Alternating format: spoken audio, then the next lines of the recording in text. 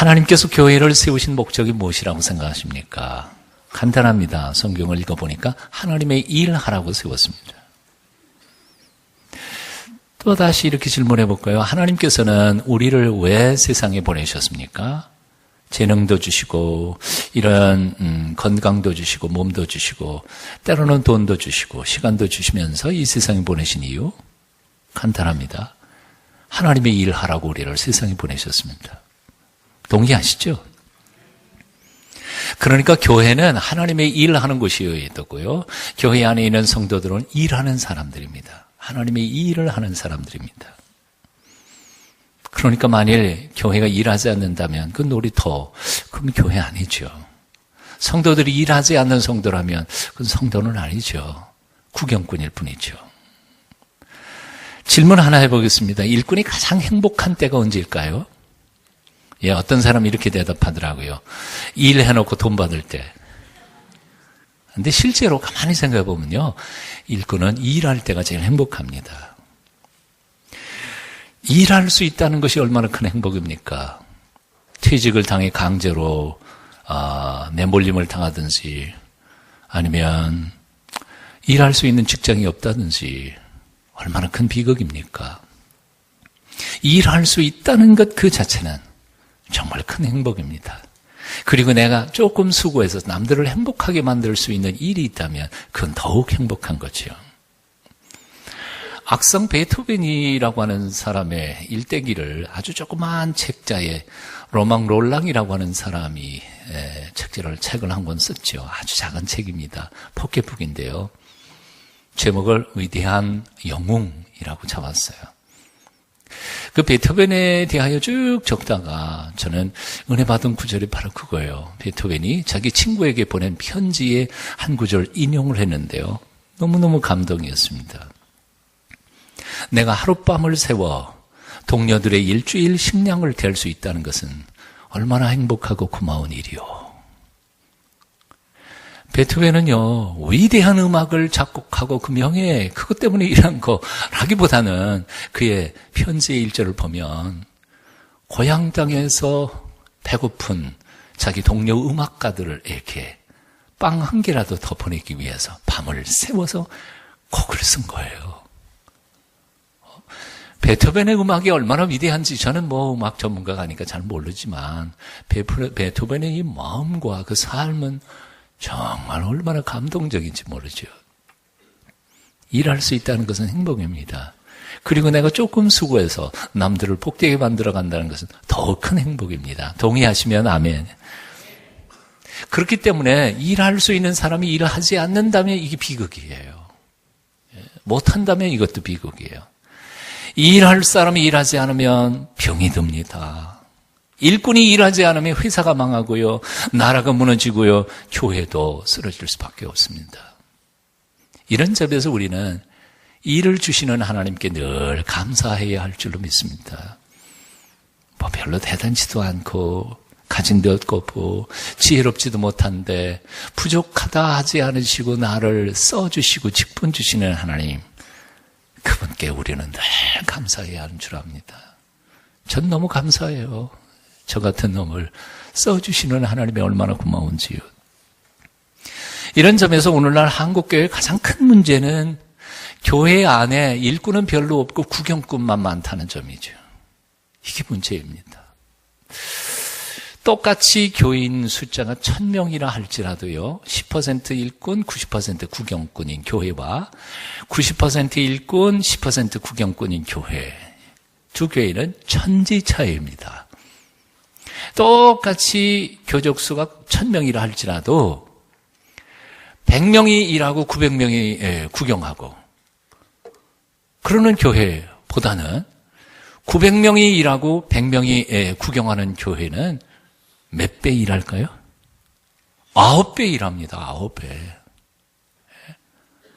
그러니까 교회 숫자는 똑같을지라도 일꾼이 얼마나 많으냐에 따라서 그 교회가 정말 힘있는 교회이고 세상을 아름답게 하는 하나님의 정말 아름다운 교회인 거죠. 정말 힘있는 교회, 세상을 복되게 하는 교회는 그래서 구경꾼 많은 교회가 아니라 일꾼이 많은 교회입니다. 제자입니까? 라고 하는 책, 오르티즈 목사님이 쓰셨는데요. 그 책 속에 보면 오르티즈 목사님이 자신의 개척하던 시절의 얘기가 나와요. 개척을 해서 교인들을 열심히 목회하니까 숫자가 점점 늡니다. 100명에서 200명, 300명, 400명, 500명 막 늘어나니까 이 오르티즈 목사님이 기분이 얼마나 좋았겠어요. 근데 기도하는 중에 주님께서 오르티즈 목사님에게 이렇게 말씀하신 겁니다. 야, 교인 많아지니까 좋으냐? 좋아요, 싫어요? 좋겠죠. 그런데 주님께서는 이렇게 말씀하십니다. 하지만 내 교회는 지금 부흥하고 있는 게 아니라 비대해지고 있는 중이다. 부흥하고 있는 게 아니라 비대해지고 있는 것이다. 살만 두룩두룩 찌고 있다는 거죠. 오르티즈 목사님이 주님께 이렇게 질문했으면, 아니 그건 무슨 말씀이에요? 부흥이 아니라 비대해지다니요. 주님께서 오르티즈 목사님에게 이렇게 말씀하셨습니다. 너는 지금 교회를 섬기고 있는 것이 아니라 고아원을 경영하고 있는 것이다. 신앙의 어른들은 없고 애들만 키우고 있지 않니? 일꾼은 없고 구경꾼만 모이고 있지 않니? 숫자가 중요한 것이 아니다. 숫자만 늘리는 것이 부흥이라면 시체만 쌓아도 부흥 아니냐? 지금 반응은 있으신 거죠? 생명이 있는 사람들, 성숙한 사람들, 세상의 악과 싸울 수 있는 하나님의 군대를 만들어야 그것이 진정한 교회의 부흥이 아니겠냐? 주님의 이 도전 앞에 오르티즈 목사님은 항복했습니다. 그렇습니다. 저에게는 구경꾼만 많이 몰려들고 있고 몸만 비대해졌지 건강하지도 주님의 일을 감당하지도 못합니다. 참된 부흥은 구경꾼을 모아들이는 것이 아니라 일꾼을 많이 만들어내는 것입니다. 삶맛을 잃어버린 이 세상에 살맛 나는 아름다운 세상 만들어 보겠다고 힘도 부족하고 지혜도 부족하지만 팔 걷어붙이고 나서서 일하는 일꾼들을 만드는 교회가 진정한 참된 교회라 그 말입니다. 이런 점에서 출석 교회의 숫자가 얼마나 많으냐 그건 중요한 게 아닙니다. 세상을 향하여 나아가는 일꾼들을 얼마나 많이 훈련시키고 만들어 가느냐 그게 문제입니다. 오늘 새로 오신 등록하신 분 중에 한 집사님한테 다른 교회 집사님이셨으니까요. 물어봤습니다. 왜 우리 교회 오셨어요? 참 질문하기 곤란한 질문이죠. 뭐뭐 하시다가 훈련 제대로 받고 싶어서요. 훈련 제대로 받고 싶었어요.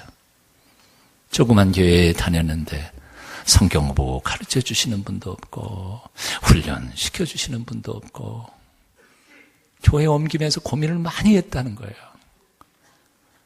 내가 이대로 그냥 신앙생활을 할 건가 아니면 정말 제대로 훈련받은 참된 크리스찬으로 세상을 살아갈 건가 고민하다가 참 죄송하고 미안하지만 그 교회에 대하여는 훈련받고 제대로 받고 싶어서요. 그래서 제가 그 얘기했습니다. 그러세요? 그러면 그 각오로 오셨으니까 동숭교회에서 하는 모든 훈련 프로그램을 다 받으십시오. 그리고 훈련 제대로 받으신 후에 다시 또 세상으로 나아가십시오. 먼저 왔던 교회 다시 들어가시든지 아니면 성령께서 인도하시는 대로 어디로 가시든지 세상으로 나아가 세상을 변화시키시는 하나님의 거룩한 일꾼이 되십시오.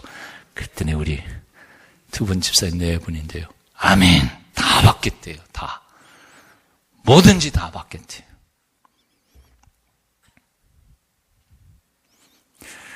삼, 40년 전만 해도 한국교회는 구경꾼이 없었습니다. 모두 다 일꾼들이었습니다. 저는 교회 나간 지 3, 4개월 만에 교회 청소했습니다. 고등학교 2학년 시절이었습니다. 마당 쓸고요. 걸레질 해가지고 강대상 닦고요. 그때는 의자가 없었으니까 마루바닥 청소하고요. 집에서는 내 방 하나 치우지 않았던 내가 교회 가서 그 일을 했습니다. 그러면서 누가 칭찬해 줬을까요? 아니요. 아무도 저를 칭찬해 주지 않았습니다. 왜냐하면 교인들은 몽땅 다 하니까. 안 하는 사람이 없으니까. 교회 나가는 순간부터 그 일을 하는 게 당연한 걸로 생각했으니까. 뭐 봉사? 그런 생각 없었어요. 그냥 교회 다니면 그렇게 하는 겁니다. 그리고 당한 거죠. 교회 마당 청소하는 것과 하나님 앞에 예배하는 것 똑같이 하나님을 사랑하는 일이었습니다. 하나님께 예배하는 것과 강대상 물걸리질하는 것 똑같이 거룩한 일이었습니다. 신앙은 찬송하고 기도하고 성경 공부하고 큐티하는 것만이 아니라 교회 안에서 내가 봉사하고 일하는 것을 통해서 주일날 받은 말씀이 나의 몸속에 체질화하고 육화되어가는 과정이었다 그 말입니다. 그래서 교회 청소는 단지 교회 마당을 쓰는 것이 아니었습니다. 더러워진 내 마음을 쓰는 것이었습니다. 강대상 물걸리질하면서 성령님의 인도하심을 통해서 나도 좀 깨끗해진 사람이 됐으면, 이게 그때 우리의 훈련이었어요. 그게 신앙이었어요. 이것이 참된 기도이고 참된 예배였습니다. 그래서 그때에는 신앙은 입으로만 살아있는 신앙 아니었습니다. 몸에 완전히 체화된, 몸과 마음과 재물이 모두 함께 헌신된 건강한 신앙들이었습니다.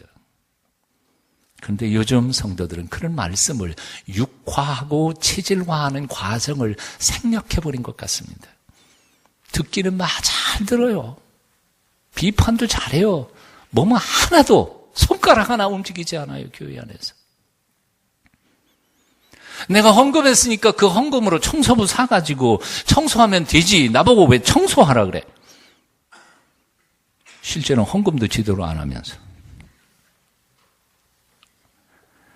교회의 직분자들이 계급이 되고 일꾼으로서의 의무감 상실되고 만 것, 한국교회의 현실입니다. 장로, 한수, 집사, 권사직은 목에 힘주고 거들먹거리는 계급이 아니라 일꾼이라고 하는 종의 또 다른 이름이라는 사실을 우리는 잊어버렸습니다. 그걸 자랑하는 것이 아니라 일하라고 준 자리인데도 우리는 자꾸 잊어먹습니다.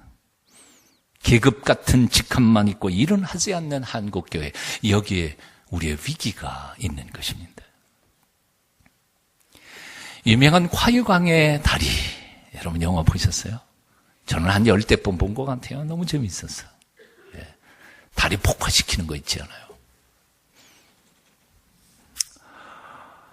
그 영화의 실제적인 대본은 콰이 계곡을 통해라고 하는 소설이었는데, 이 소설을 쓴 사람이 바로 어네스트 골든이라고 하는 사람이었습니다.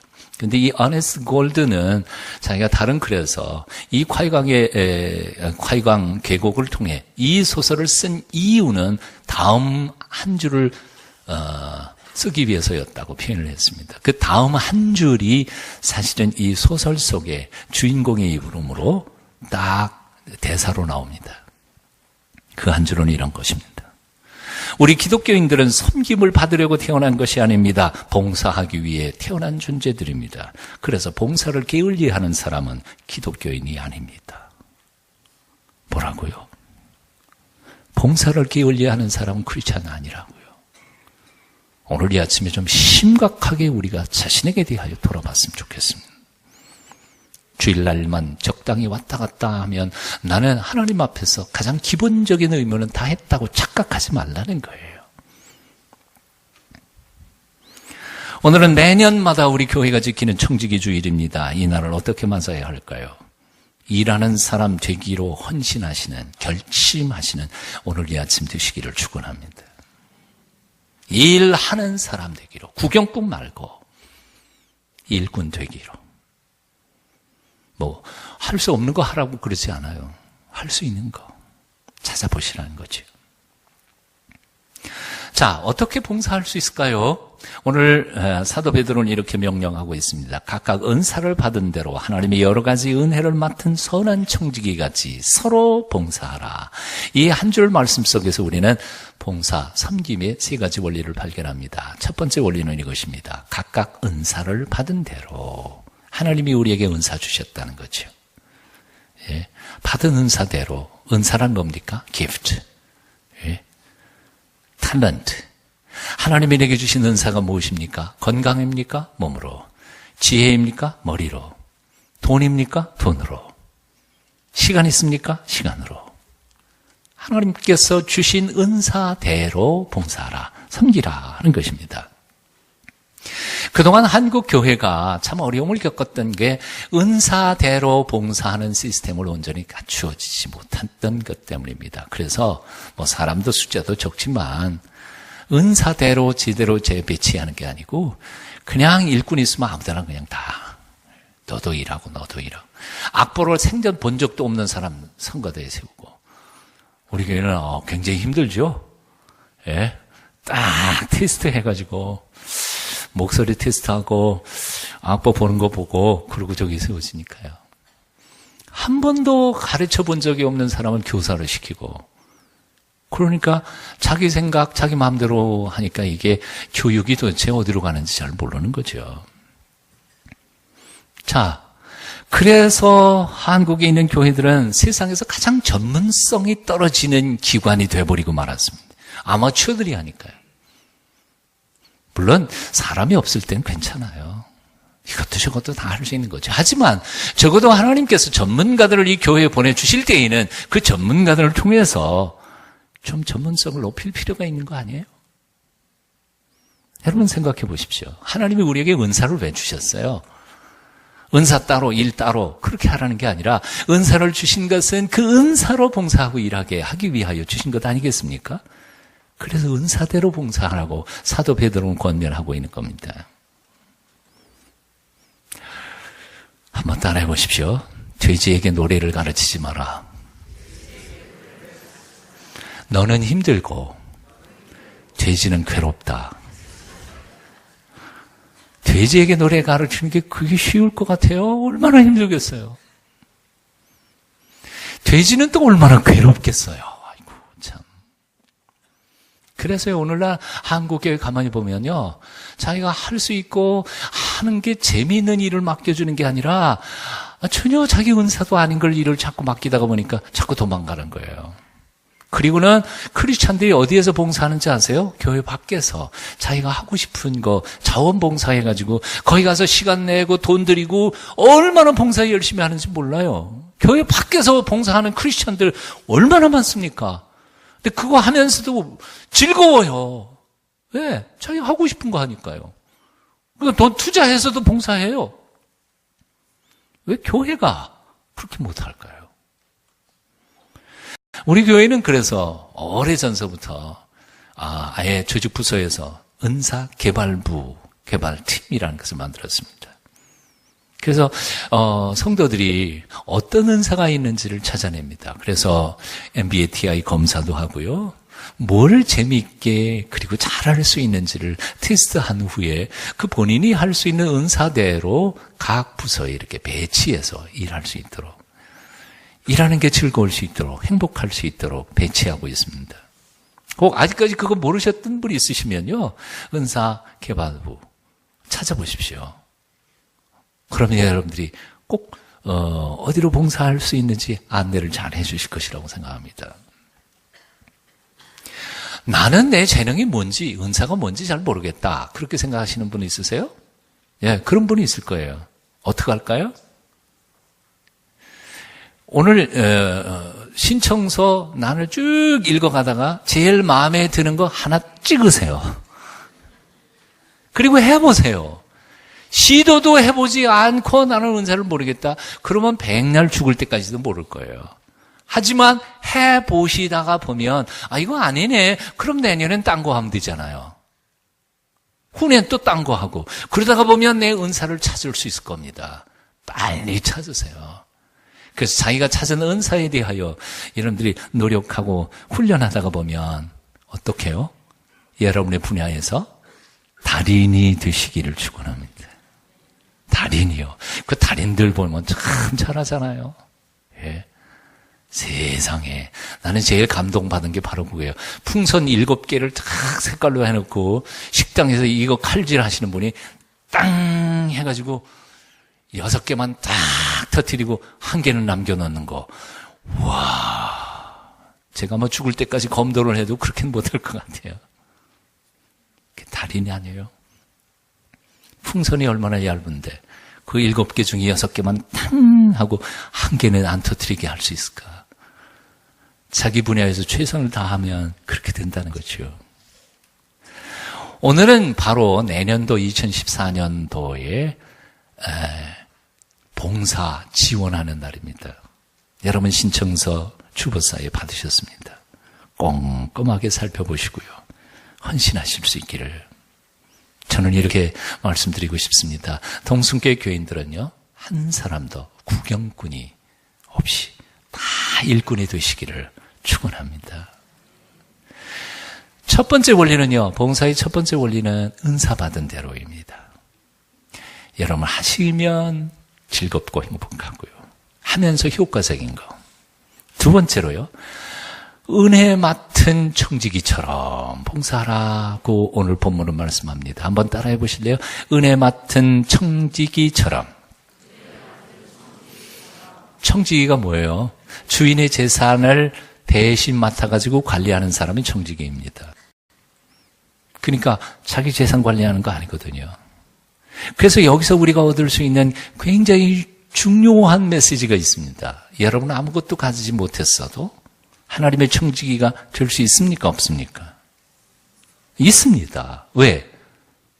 관리할 건 하나님이 주실 거니까. 맡겨주실 거니까.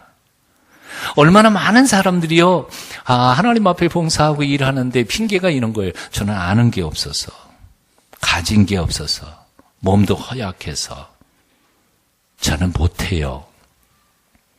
뭐라고요?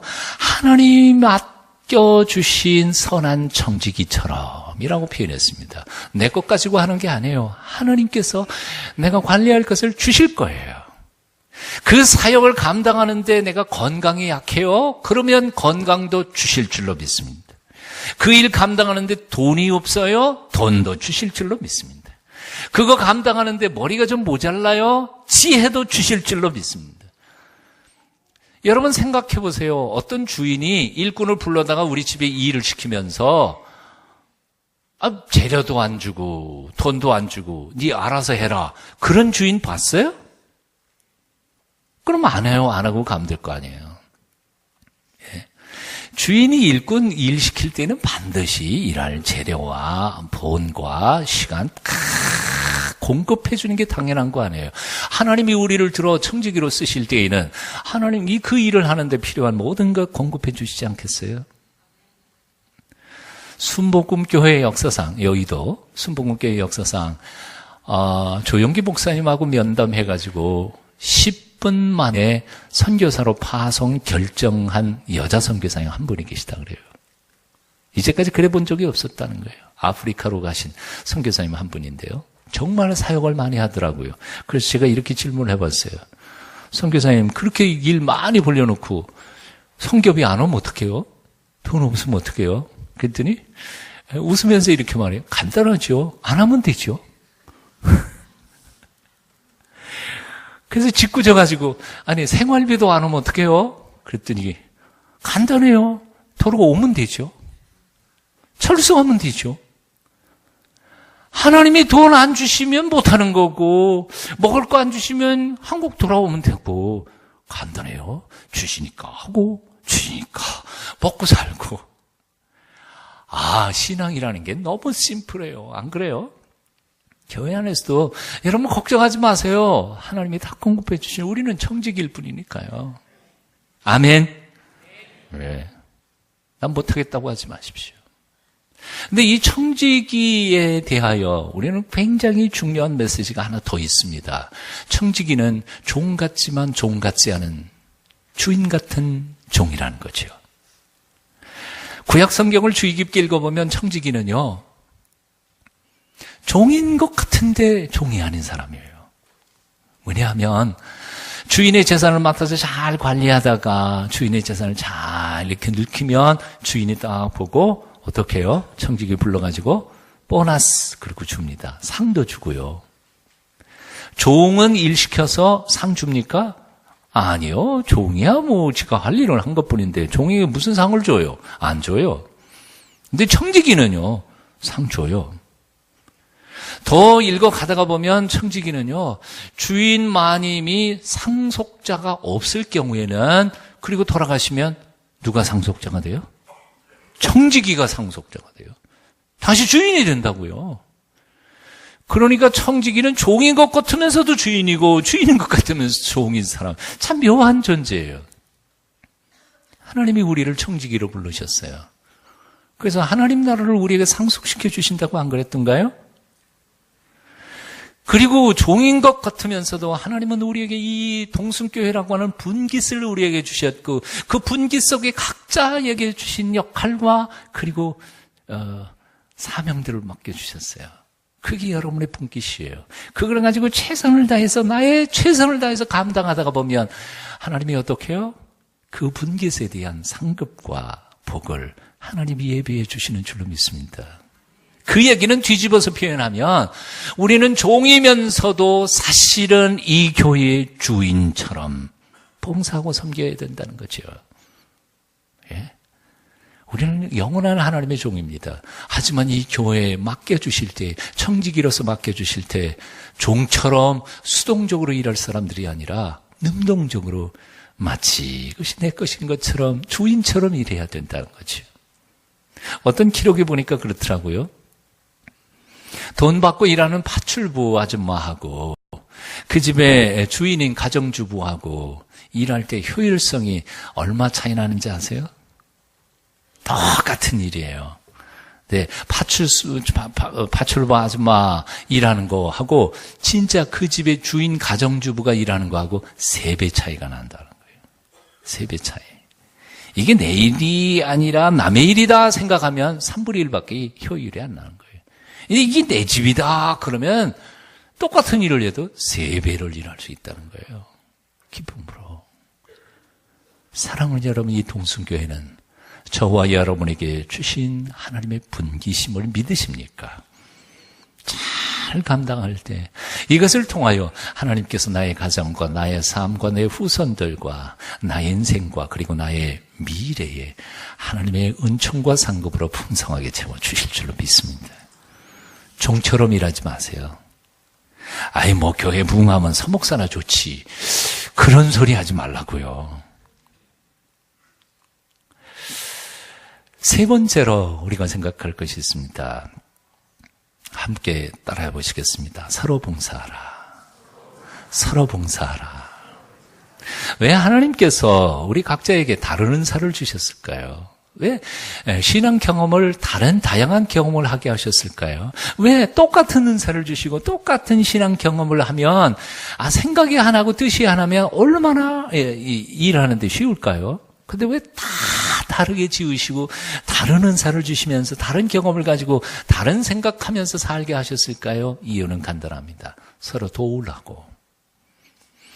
나의 부족함을 상대방의 남은 것에서 채우고 나의 남는 것을 상대방의 부족함에 채워가면서 서로 협력하게 하기 위하여 하나님은 다 은사를 따로따로 여러 가지로 나누어 주셨습니다. 믿으십니까?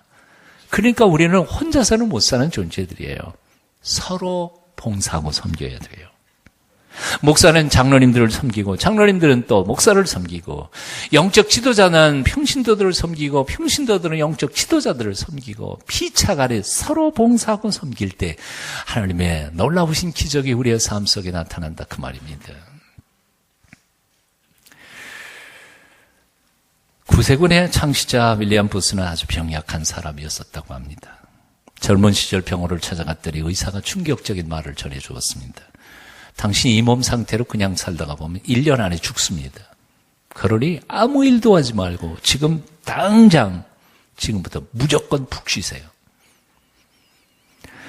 윌리엄 부스는 그 말이 충격을 받지 않았습니다. 좀 더 내 몸 관리 잘하라 하는 경고장으로 받았을 뿐이었습니다. 그래서 그 순간부터 그는 아주 규칙적인 생활을 시작합니다. 먹는 것 규칙적으로, 삶도 규칙적으로, 적당한 운동도 하면서 오히려 자기가 가난하고 연약한 이들을 돕고 섬기는 봉사활동은 딴 때보다 2배 이상 더 많은 일들을 하기 시작했습니다. 1년 뒤에 어떻게 됐을까요? 안 죽었습니다. 83세까지 건강한 몸으로 이웃과 가난한 사람들을 위하여 이 성탄 가까이 오면 딸랑딸랑 하는 데 있잖아요. 그 구세군 거기에 창시자. 오늘날 현대인들은 건강 노이로제에 걸린 사람들 같습니다. 조금만 찌부득하면 이러다가 내가 죽지. 그래서 요즘에 인기 있는 프로가 뭔지 아세요? TV 프로그램, 건강 프로그램, 상담 프로그램. 얼마나 열심히 보는지 몰라요.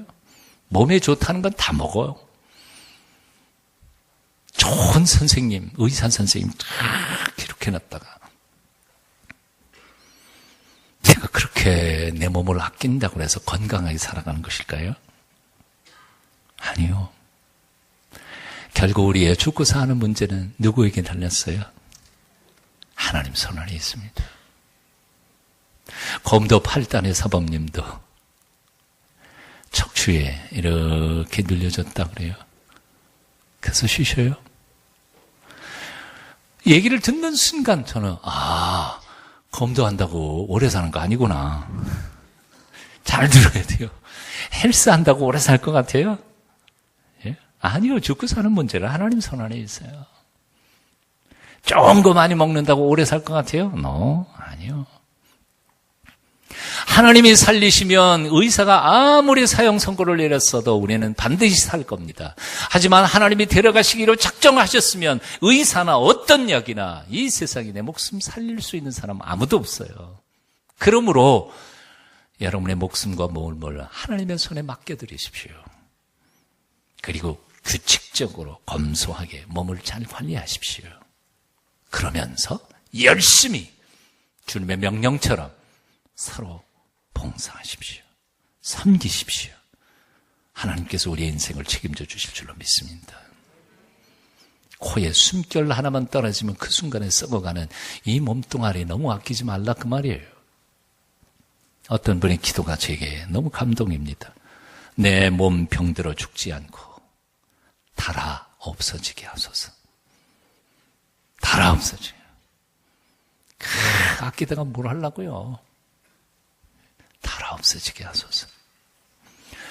마포 양화진의 외국인 공원 묘지의 무덤의 주인공들, 그들의 묘비는 얼마나 우리에게 감동인지 모릅니다. 나는 웨스트민스터 사원보다 한국 땅에 묻히기를 원한다. 영국 국민이라면 제일 소원이 뭔지 아세요? 가장 명예로운 게 웨스트민스터 사원 그 앞에 마당에 묻히는 거 아니에요. 근데 이 양반은요, 나 영국 안 갈래. 한국 땅에 묻힐래. 그래서 양화진에 묻히셨어요. 하나님이 내게 1000개의 생명을 주신다 하더라도 나는 그 모두를 한국 땅에 묻으리라. 얼마나 감격이에요. 한국의 감리교 첫 선교사였던 아펜셀러 목사님, 그분뿐만 아니라 그분의 딸, 목사님의 딸 앨리스 레베카 아펜셀러, 아버지의 뒤를 이어서 이 땅에 와서 이 와학 땅에 목숨을 걸고 헌신하다가 결국 순직했는데 양화진에 묻혀 있습니다. 그분의 묘비에는 이렇게 적혀 있습니다. 나는 섬김을 받으러 온 곳이 아니라 섬기러 왔습니다. 나는 이런 말은 오직 예수님만 하시는 말인 줄 알았어요. 예수님 이외에도 이런 말씀대로 살았던 한 여인이 우리 땅에 지금 묻혀 있다는 사실이 너무 마음속에 감격입니다. 지난 날 동안 어떻게 사셨습니까? 앞으로 얼마 남지 않은 인생을 어떻게 사실 작정이십니까? 그렇게 맡기고 아껴서 뭐에 쓰실랍니까? 앞으로 남은 여생이라도 하나님의 영광을 위해 멋지게 헌신하시는 주의 백성들이 다 되실 수 있기를 축원합니다. 오늘 예배 끝나고 나가시다가 마당에 여러분 신청서 한 번도 빠지지 않고 내놓고 가십시오. 기도하겠습니다. 부족하지만 허물 많지만 저희를 하나님의 전에 일꾼으로 삼아주신 주님, 한 번밖에 못 사는 인생 부끄럽지 않게 살게 도와주시옵소서. 주님 내게 주신 재능이 무엇인지 깨닫고 그 재능을 통하여 사람들을 행복하게 그리고 세상을 아름답게 만들어가는 거룩한 일꾼들 되도록 붙잡아 주시옵소서. 예수님 이름으로 기도합니다. 아멘.